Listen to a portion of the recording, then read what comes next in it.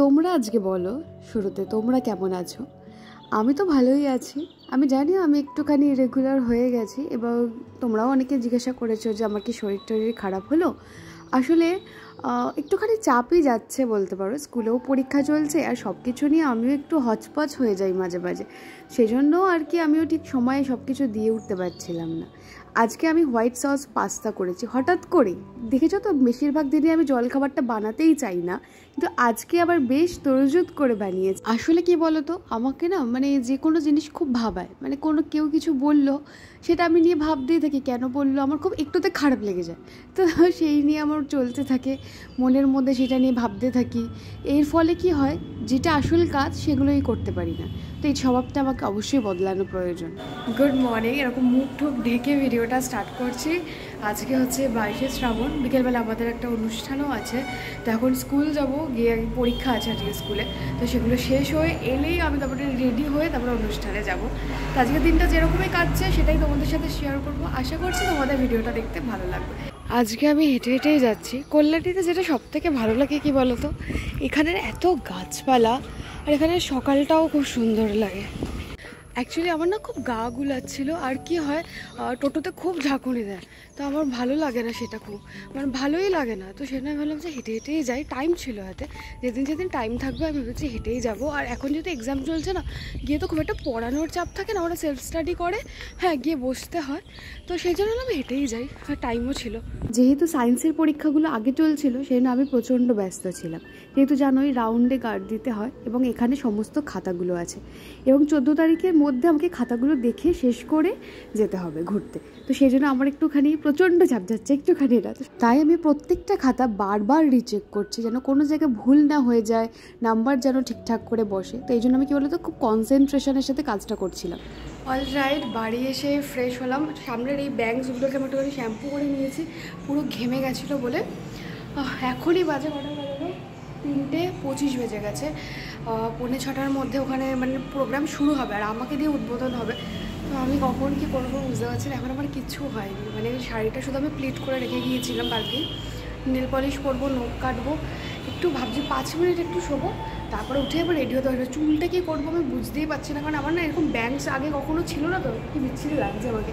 তো যার ফলে তখন তো চুলটা ইজিলি বাঁধতে পারতাম, কিন্তু এখন তো চুলটা কাটার পর আমি বুঝতেই পারছি না আমি কীভাবে খোপাটা করবো।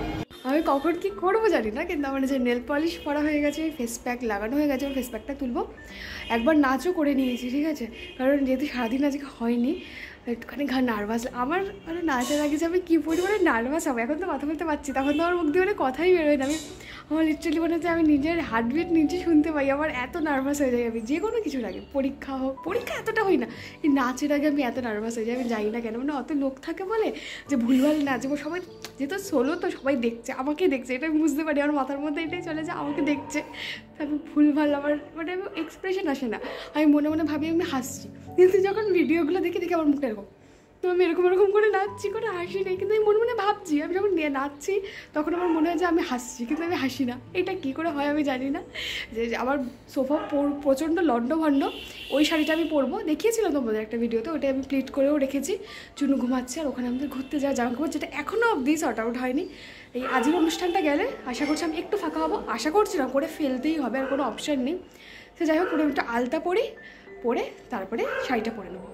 অলরাইট, রেডি হয়ে গেছি। চুলটা নিয়ে প্রচণ্ড একটু অসুবিধা হচ্ছিলো, কারণ এখন তো আমার এই ব্যাংকসগুলো কাটা বললাম, যেটা তোমাদের খুব অসুবিধা হচ্ছে। আর শাড়িটা ঠিকভাবে পরা হয়নি, ওখানে গিয়ে একটুখানি করে দিতে হবে। আর এই ফুলও লাগিয়ে নিয়েছি। গয়নার মধ্যে আমি যা কী করছি, ক্যামেরাটা নিয়ে আমি আজকে দাঁড়াবো। গয়নার মধ্যে আমি এই হাতটা পরেছি নয়নতারা, হাতে এই হ্যান্ডমেড, দু হাতে এই হ্যান্ডমেড চুড়ি পরেছি, ব্যাস আর কিছু পরিনি। ও হ্যাঁ, হাতে আংটি পরেছি। বলতে পারো এই প্রথমবার আমি নার্ভাস হওয়ারও সময়টুকু পাইনি। মতি দেবযানী পাল, নৃত্যে শ্রীমতী পূজা পাল।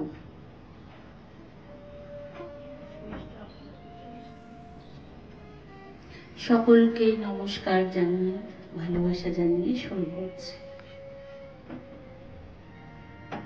আহা তোমার সঙ্গে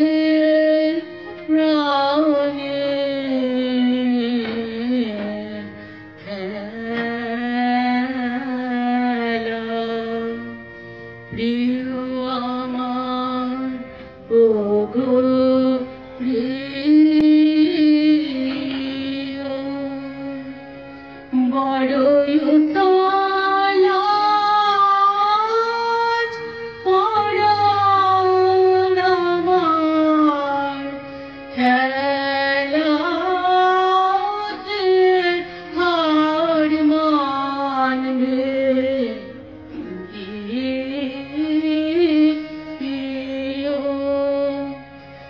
আহা তোমার সঙ্গে প্রাণের খেলা।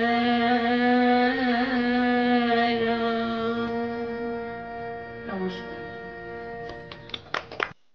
অলরাইট, আমার নাচটা হয়ে গেছে, এখন আরও প্রোগ্রাম এগোচ্ছে।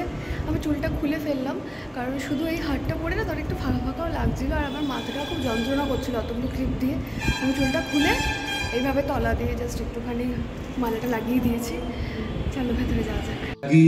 প্রতিদিন যে আছি জাগি, তোমার তরে বুকে বেড়াই দুঃখ সুখের ব্যথা।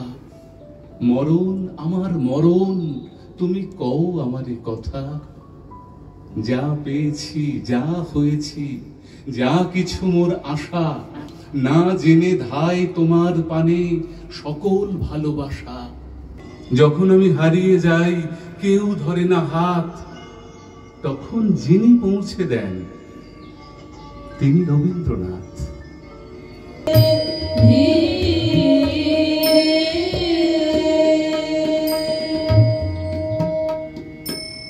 পুত্র চলে যাওয়ার পরদিন পুত্র শোকাতুর রবীন্দ্রনাথ মুঙ্গের থেকে শান্তিনিকেতনের পথে রওনা দিলেন। স্কুল থেকে বাড়ি এসে আমার 5 মিনিটের জন্য রেস্ট হয়নি, উল্টে আরেকবার নাচটা প্র্যাকটিস করেছিলাম, সেই জন্য মাথাটা ধরেছিল। তো এখানে একটুখানি চা আর একটা বিস্কিট খেয়েছিলাম। এই বেকার বিস্কিটগুলো না আমার ভীষণ ভালো লাগে। অনুষ্ঠান শেষ হয়ে গেছে, এখন আমরা বাড়ি যাওয়ার জন্য প্রস্তুত হচ্ছি। এই জাস্ট বাড়ি এলাম, গয়নাগাটি তো খুললাম, মানে আর ভালো লাগছিল না। প্রচণ্ড মানে এসে না যেতটা এসি ছিল আর এতক্ষণ ওখানে ছিলাম, এবার গরম লাগছে, দেখতে পাচ্ছ মুখ চোখ দিয়ে পুরো একদম তেল চকচক চকচক করছে এরকম। ফ্রেশ হয়ে আবার ব্যাগটা গুছিয়ে রাখতে হবে, কালকে আবার স্কুল। অলরেডি এখন বাজে 9টা। আজকে ভাইয়ের জন্মদিন, তো আজকে তো সারাদিন এইভাবেই কেটে গেল। তো এখন একটুখানি একটু বিরিয়ানি আনবে, তো সেটাই খাওয়া দাওয়া করা হবে। যেহেতু সারাদিন আমরা একটুও সময় পাইনি, সেই জন্য ভাইয়ের কেকটা আজকে আমরা অনেকটা রাতেই কাটা হচ্ছে। অলমোস্ট 10:30 11টা বেজেই গিয়েছিল সেদিনকে। এখানে ভাইও দেখতে পাচ্ছি একটু ঘুম ঘুম চোখ ওর। তবে আজকের দিনটা শুধু ভাইয়ের জন্মদিন নয়, আজকের দিনে আমাদের আম্মাও ছেড়ে চলে গিয়েছিল 2 বছর আগে। তবে আমার ধারণা কোনো মানুষই সম্পূর্ণভাবে কারোর জীবন থেকে হারিয়ে যায় না, তার প্রত্যেকটা জিনিস থেকে যায়, তার স্মৃতি থেকে যায়। যেমন পুরনো বইগুলো পড়তে পড়তে হঠাৎ করেই আম্মার কিছুটা পড়ে রাখা বইয়ে বুকমার্কটা খুঁজে পাই, তখন এটা ভাবি যে বইটার মধ্যে তো আম্মার ছোঁয়াও রয়েছে, তাহলে কিভাবে মানুষ হারিয়ে যায়। তাই কাউকে মনে করতে হলে সবসময় ভালোটা দিয়ে মনে রাখা দরকার। আর হ্যাঁ, এখন আমরা বিরিয়ানি খাচ্ছি, তাই এই কথাগুলো একদম ভিডিওটার সাথে অ্যাপ্রোপ্রিয়েট নয়। অলরাইট, তো এই জাস্ট খাওয়া দাওয়া করে আমি ছাদে এলাম। স্কুল থেকে এসে আমি কিছু জামা কাপড় কেচেছিলাম, দেখাচ্ছে এই যে বালতিতে রয়েছে, ঠিক আছে, ওগুলো নিয়ে এসেছি, মেলার সময় হয়নি বলে এখন নিয়ে এসেছি। এখন ছাদে মেলে তারপরে নিচে গিয়ে কালকে যে জামাটা পরবো সেটাকে বের করে আয়রন করতে হবে, করে ব্যাগ গুছিয়ে তারপরে শোবো।